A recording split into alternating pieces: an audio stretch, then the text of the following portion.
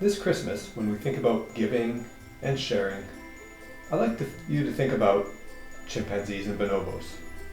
Now, why would you think about chimpanzees and bonobos over Christmas other than the spirit of Christmas might make you think, how can we help our fellow creatures? I'm just going to put this guy back in the tree where he belongs.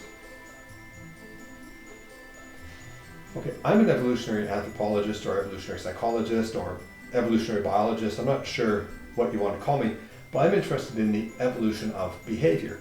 And one of the behaviors of real interest is the evolution of altruism.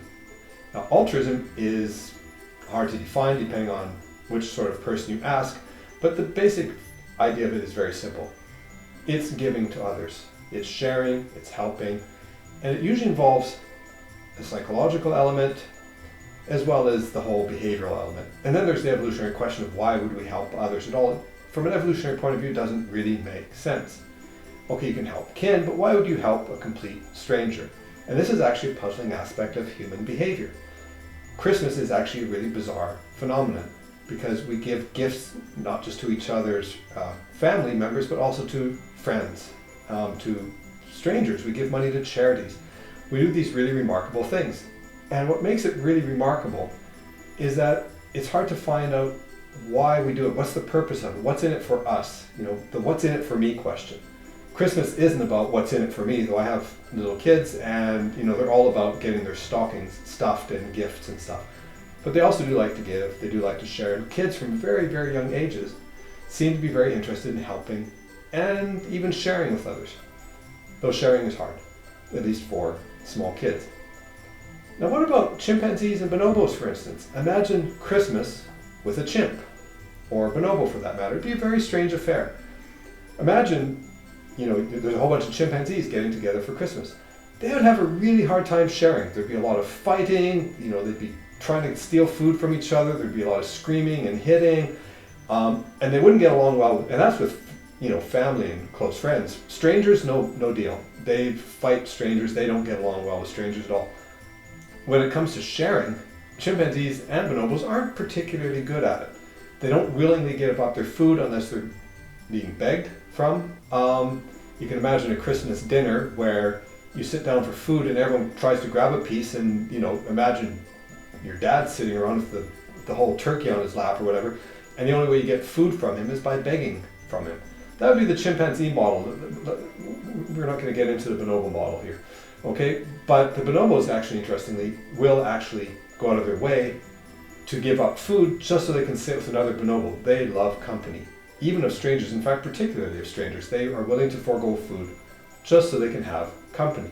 But still a strange form of sharing compared to what we're used to.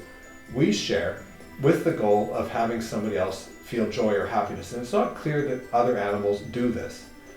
One of the components of altruistic giving, sharing and helping would be empathy or empathic concern, where we have feelings for the others and that we recognize their feelings. And this is a really hard thing to find evidence for in non-human animals. There's debate back and forth about whether rats have it, because it turns out ants do the same thing as rats. So it's a bit complicated. But with humans, it's this thing where we feel for others. It's called fortunes of others' emotions. I love the German word for empathy. It's Einfühlung, which means feeling into.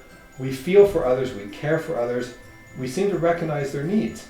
And importantly, and this is a key thing, it's not about knowing what they want, it's about caring. There's a get well card, long time favorite of mine, which shows a cat, and on the cover it says, "Don't worry, your cat knows how you feel." He doesn't care, but he knows. It's one thing to know how another feels or what another needs, it's another to care. So maybe chimpanzees and bonobos are pretty good at recognizing when others need help or recognizing what kind of help they need, but it's a whole other matter about them actually providing it. We seem to be the species that cares for others. And this is an important part of our human behavior. This has been an important part of how we evolved to live in large-scale societies. And it's a big part of Christmas. We don't give to others just because we have to. We don't share just because it gives us some sort of reputation or hope for reciprocity. We share because we care. We have a warm glow, and the warm glow is evidence that the sharing is working. So with that, I'd like to share this feeling of happiness and joy for a wonderful Christmas, a Happy New Year, and a normal 2021.